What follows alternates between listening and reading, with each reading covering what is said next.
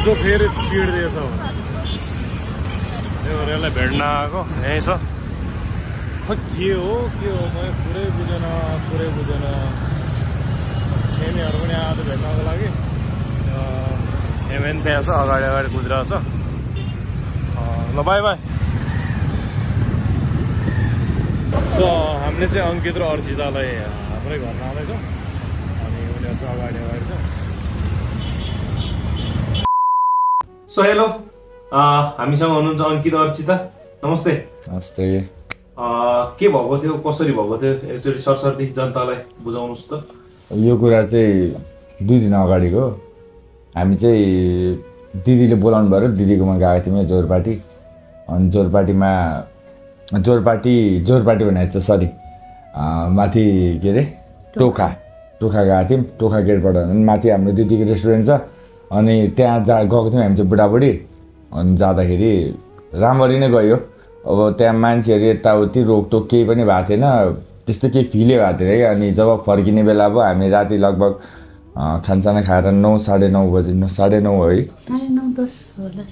9:30-10 बजेतिर फर्किने क्रममा चाहिँ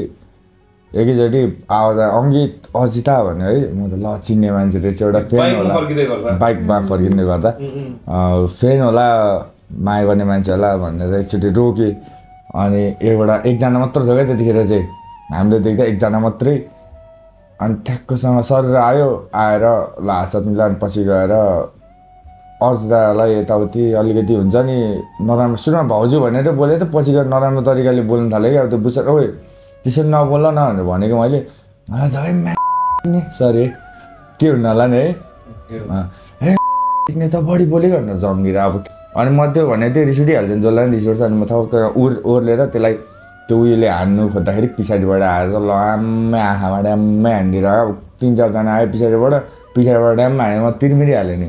अनि त्यस पछाडि यताउति हुनु थाल्यो त्यस पछाडि भाग्नु थाल्यो त्यो ठाउँमा चाहिँ कस्तो छ भने उतापट्टि भिड छ झन् भिडबाट चाहिँ जस त्यहाँ अलिकतिले त्यहाँबाट झरेको भए सिट दिन्थ्यो मान्छे पनि त्यहाँ भिड छ ल भागम भाग भइरहेछ आफ्नो तिर्मिरिरहेछ हो झन् मान्छेको ज्यान पनि जान्थ्यो होला सायद त्यहाँ है अनि त्यहाँदेखि अलिकति छेउमा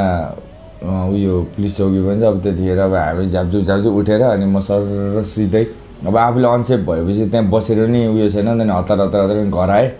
अनि घर आइसकेपछि आँखा हेर्छु अहिले त्यो निको भयो अहिले यो धेरै नै निको भयो अहिले चाहिँ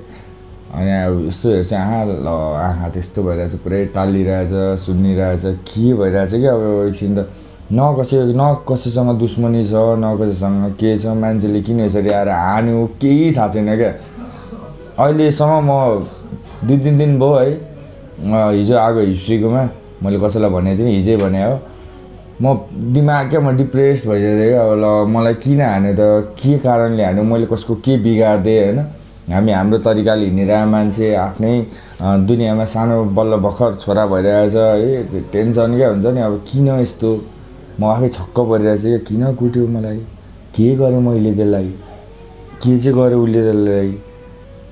अब नचिन्नु नजान्नु यसरी आयो त सिधै यो त सोसल मिडियामा त एकदमै डेन्जर भइसकेछ क्या कोही सेफ छैन क्या अहिले आज मलाई पर्यो भोलि अरूहरूलाई पनि पर्ला होइन के होला यस्तो नपरोस् कसैलाई पनि तर के भइरहेछ सोसल मिडिया कुन तरिका कुन बाटोतिर हिँड्दैछ सोसल मिडिया भनेर म छक्क परिरहेछु क्या अब हिजो अस्ति भर्खर अब हिस्ट्रीहरूको सबैलाई थाहा नै छ है हिस्ट्रीको जस्तो भइरहेछ आज मेरो अब यत्तिकै फोकटमा कुटिया छ हिँडिया छ अब हामी यत्तिकै अलिकति पपुलारिटी पाउनु पनि लाइक अनसेफ छ जस्तो लाग्नु थालिसक्यो क्या अब होइन अब कस्तो क्या अब लाइभमा बसिरहन्छ कोही मान्छेले होइन त्यहीबाट रेसिपी पनि गर्नु हुनसक्छ क्या मलाई चाहिँ त्यस्तो लाग्छ अब त्यो लाइभमा अब कतिजनासँग बाजिरहेको हुन्छ नि त नराम्रो कमेन्ट गर्नेहरूलाई त मुख त फर्काउँछन् अनि फर्काउँदाखेरि त्यो मान्छेहरूले रेसिपी राखिरह होला कहीँ जहाँ भेट्यो त्यही हान्छु भनेर यताउति सोचेर राखिरह हो कि न भन्ने सोच मेरो चाहिँ है अब त्यो इन्सिडेन्टको बारेमा त के नै भन्नु अब न नेपाली मान्छे केटा मान्छे पनि सुरक्षित छैन केटी मान्छे पनि सुरक्षित छैन बुढाबुढी हिँड्दाधरि यस्तो हातले जिस्काउनु भनेको त अझ के कुरा चाहिँ उयो लाग्यो भने ल ठिक छ त छोरी मान्छेलाई धरि हात लाग्छ है यहाँ पुरा सुनिरहेको थियो भने त्यो कुराले होइन कस्तो लागिरहेको लौ अब के गर्नु के नगर्नु क्या यस्तो है उसलाई हेर्छु आँखा तिर्मिरहेसक्यो उसको हेलमेटले हालेर भगाएको हामीले त धन्न उसको चाहिँ छोरी मान्छेलाई पनि हात चाहिँ नलाउनु पर्यो छोरी नामर्दै हो क्या तर नामर्दै हो क्या छोरी मान्छेलाई नामर्दै रहेछ त्यो मान्छे त अनि त्यही कुराले पनि डिस्टर्ब छ ठिक छ अब हामी त्यता लोकेसन पनि जान्छौँ अनि त्यहाँबाट त्यहाँ सिसी क्यामेराहरू पनि हेर्छौँ अनि पुलिसले पनि खबर गर्छौँ है त अब पुलिसलाई पनि खबर गर्छौँ लेट्स के हुँदो रहेछ अब त्यही कुरा नै थाहा हुन्छ अब त्यही हो ल अरू त के भन्नु अब त्यो त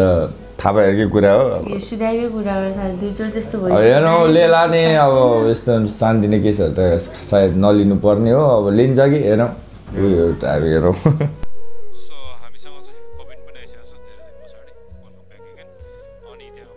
हामी चाहिँ यहाँबाट घटनास्थलतर्फ जाने कोसिस गर्दै थियौँ मैले माइक चाहिँ युज गरेको तर माइक चाहिँ कामै गरेको छैन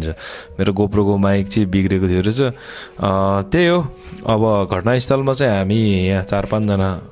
मिलेर यसो हेर्न जानु लाग्यो त्यहाँ सिसी क्यामेराहरू छ कि छैन यताउता भनेर घटना चाहिँ यहाँनिर घटेको रहेछ जुन चाहिँ रातिको 10 बजी भन्नु भनेको थियो हेर्दाखेरि वरिपरि अलिकति घरहरू अलिक कम भएको ठाउँको अनि त्यो अगाडि चाहिँ पुलिस चौकी थियो रहेछ अनि पुलिस चौकीबाट अलिकति माथि अलिकति एकान्त जस्तो ठाउँ रहेछ अनि यहाँबाट मुनतिर चाहिँ अलिकति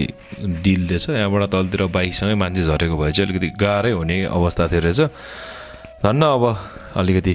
राम्रै भएछ मान्छेलाई केही भएन है वरिपरि सिसी क्यामेराहरूको कुराहरू हेरेँ हामीले सिसी क्यामेराहरू पनि थिएन अनि हामीले चाहिँ अब के गर्ने भनेर सल्लाह गऱ्यौँ सल्लाह सुझाव त्यही त हो नि अब यहाँ के भन्छ मान्छेको फोटो मान्छेको घर थाहा भएको मान्छे त पुलिसले समाउन सकेको छैन अब झन् उनीहरू त को हो के हो न सिसी क्यामेरा छ न फेस देख्दाखेरि खासै चिन्छ एकजना चाहिँ चिन्छ कि भन्ने हो अब चिन्छ कि भन्ने अब बेलुका देखेको फेस र फेरि बिहान अर्कै हुन्छ अलिकति गाह्रै बनायो हामीलाई चाहिँ यहाँनिर एकदमै खुलदुल बनायो अब त्यस पछाडि चाहिँ हामीले तपाईहरुलाई एउटा सजग रहनु होला बी केयरफुल बी सेफ भनेर एउटा भिडियो है तपाईहरुको लागि भनेर बनायो अनि त्यस पछाडि हामी एउटा डाँडातिर गएको थियौं त्यही अब ड्रोन शट हेर्नु अनि नेक्स्ट भिडियो भेटौँला